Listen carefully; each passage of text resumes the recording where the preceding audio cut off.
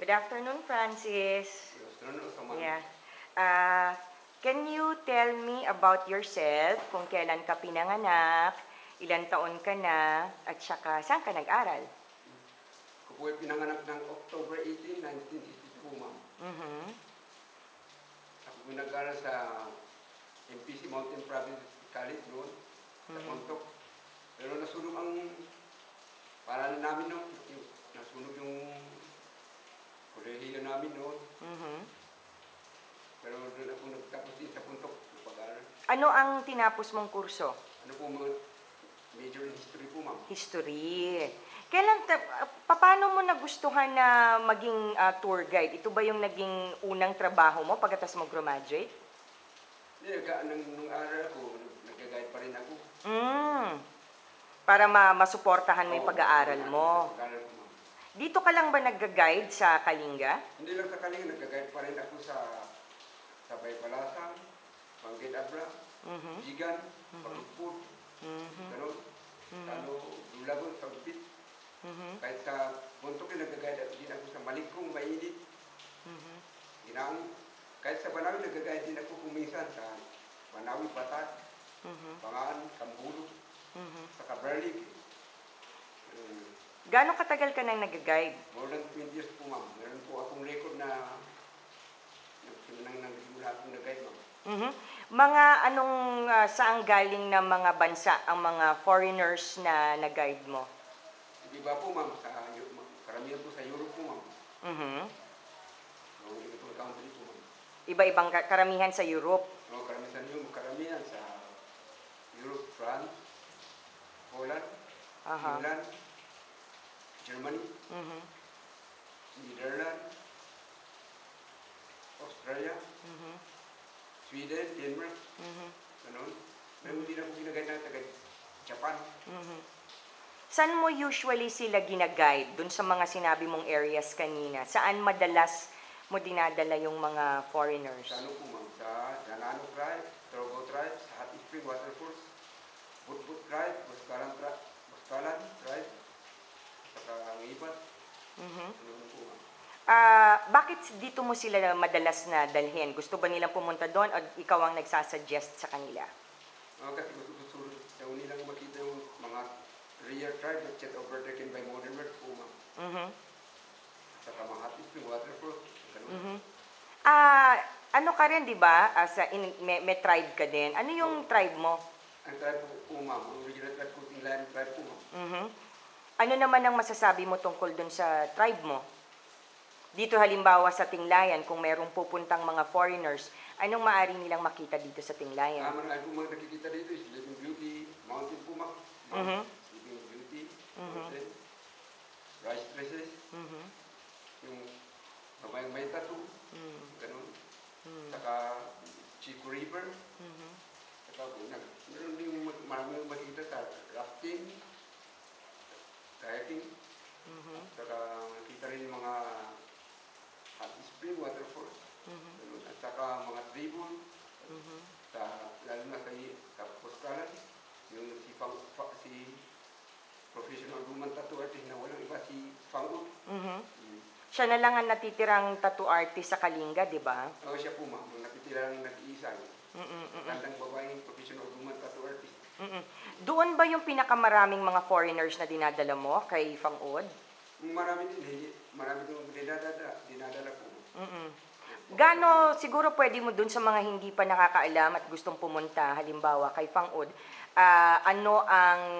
gaano katagal yung pagpunta doon? Pwede mo bang sabihin sa amin kung papaano pumunta doon sa komunidad nila Fangud?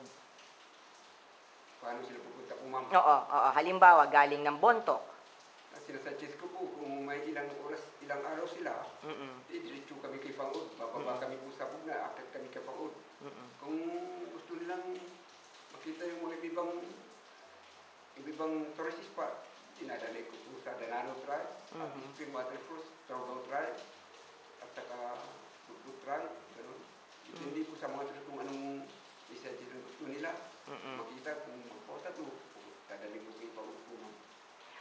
Mga ilang araw kaya ang kinakailangan nila kung halimbawa iikutin nila yung iba-ibang lugar na sinabi mo? Ang dito po sa Pinas po, ma'am. Mm-mm. Mga 3 araw po, ma'am. 3 araw. Halimbawa, punta kami sa Dananaw, Hot Spring Waterfalls, Torogao, Mhm. at saka Budbud, Lokpong, at Baskaran. Mm-mm. Mm-mm. 3 Okay na yung 3 araw doon. Dalawang gabi po, ma'am. Oo. Kailangan ba maging physically fit ang iyong mga kliyente para umakyat ng bundok o okay lang kahit sino ang makapunta dito? Mausap ko po kung hindi nila kaya sa first day, Mhm. talaga sabihin kong baka ibabalik ko sa ano. Mhm. Talagang physical fitness talaga pagka trekking, mga 3 days. Ganun. Mm-mm. Mm-mm. Binabalik mo rin sila kung halimbawa hindi kaya. Kung may ginaya kong first time na umiyak, hindi niya kaya umakyat kasi mainit. Binalik ko sa bahay namin. Mm-mm. Mm-mm. May dalawang kasama niyan. Nagtuloy kami sa dalawang na trekking. Nang pagbalik namin, nasa Chico River Bank na, naka-lay down na. Mhm. Para maging brown na. Mhm. Malapit Mhm. na. Kaya ibinalik mo na lang siya. Saan ka pwedeng makita halimbawa ng mga Pilipinong turista o halimbawa yung mga galing sa ibang bansa? Saan kanila madalas makikita o mahahanap? Sa Bontok po, ma'am. Bontok. Lalo na sa Chuya Hotel po, ma'am. Churia Hotel. At may schedule ka ba doon o pumupunta ka ba araw-araw kung halimbawa wala kang kliyente? Pumunta ko po. Wala akong kliyente. Nasa Chuya Hotel ako. Doon po ang palagi akong tulog palagi sa Chuya Hotel. Halimbawa dito sa Tinglayan, hindi ka mas madalas dito? Talagang sa Bonto ka mas madalas? Oo, kasi pala kung wala akong kliyente, talagang kukuy tourist hunter kung minsan, hinahunting ako ng mga tourist, kaya kukuy tourist hunter kung ganoon. Mhm. Paano ka nalagay, Francis, sa Lonely Planet? Kasi 'di ba, merong mga karamihan ng mga turista na naghahanap sa iyo ay sinasabi nila na sa Lonely Planet kanila nakita. Paano kang nasama doon? Kasi nung nag-guide ako ng 1991, wala pa ang pangalan ko sa Lonely Planet. Yung ginaya ko pong turista, siya pong tumulong sa akin na sumulat sa writer sa Lonely Planet. Ang pangalan ko, lumabas ang pangalan ko sa Lonely Planet ng 2000. 2000, mula 1991. Oo. Ako nag-guide sa 2000 lang ako, 2000 lang po nakita ang pangalan ko sa Lonely Planet. Wala po akong tumutulong na hindi ko pa nasasalubong yung writer. Kapag 2007, 2008, saka ko nasalubong ang writer na walang iba, si Greg Broom. Dalawang beses kong nasalubong ko siya. Pero hindi ko siya ginay, ma'am. Nagtatanong lang sa akin ng mga Information about Kalinga, ilang oras ang pag-hiking sa Torogao, Dananaw, Budbud, parang ganun. Saka chinecheck na yung lahat yung mga hotel, kung anong price, ganun. Kung halimbawa merong mga interesado na magpa-guide sa'yo, maari mo bang sabihin kung meron kang price range na magkano halimbawa ang pag-guide mo sa kanilang mga tao? Oo, meron po ako, ma'am. Ang ano ko po sa mga yung dalawa, 1,000 a day, yung dalawa sa isang araw. 2 tao yan sa isang araw? Dalawa o isa. Kung minsan... 1 to 2, ibig sabihin 1,000 per day, okay? Kung minsan, marami din lang humihingi ng discount. Binibigyan mo naman. Wala na akong estudyante. Sabi niya, 800, 700, okay. Walang problema. Pwede silang estudyante naman sila. Oo. Tumulong din ako kasi wala naman silang talagang pera. At saka marami din turistang tumatawag sa akin. Na walang pera, talagang presyon akong guide nila. Kahit sila, talagang guide ko sila. Hindi ko kahit nakasulat ng 1,000, tumatawag sila talaga. Okay lang. Wala po. Sa tingin mo ba, Francis, magtatagal ka pa bilang tourist guide na kahit na medyo may edad ka na rin, sa tingin mo, tourist guide pa rin ang gagawin mo? Kasi darating siguro na tumanda ako, mahina na, yun naman ang problema, pagka matanda ko, baka wala akong Pero habang kaya mo pa, Mga kaya ko talagang nag-guide pa ako. mm-mm, mm-mm, Ang problema ko talagang wala akong isisit kasi mm-mm, ano po, siyempre po ako eh.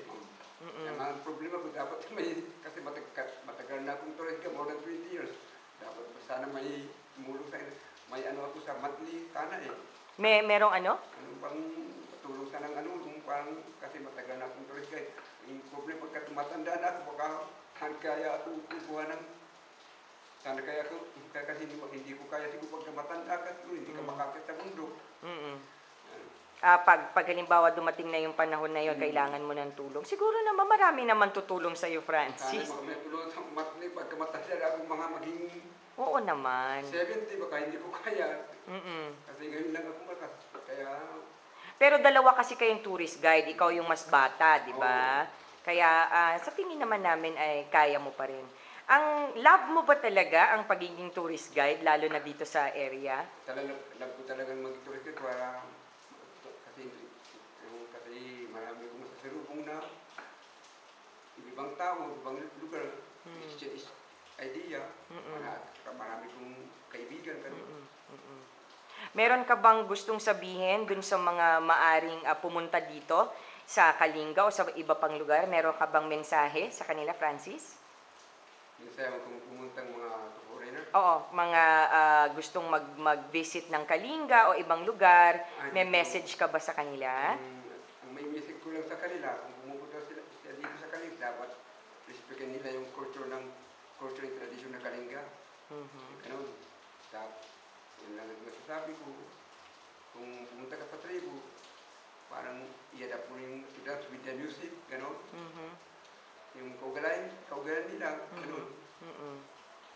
Yung at isang masasabi ko lang, ayoko yung pagka manaligo sila, kahit ano sa hot spring, ayoko yung nakahubad. Dapat i-respect nila yung mga Yung bata. kultura. Para hindi kultura, para yung hindi kaya yung mga bata na gawin, ayaw ko para hindi masira yung kultura dito. Kasi mayroong turista rin ng pagkano, ginagawa lang nilang parang baliwala yung Yung respect kultura nila ng... ang kultura. Hindi lang gumagawa ng immoral showing, gano'n. Yan lang yung sinasabi ko sa mga turista, sana nila yung mga kultura ng mga tribo, gano'n. Kahit ako, pag pumunta ako sa ibang lugar, talagang Nire-respeto mo. So, kailangan nire-respeto din ng ibang tao. Maganda naman yon, Francis. So, yon lang, Francis.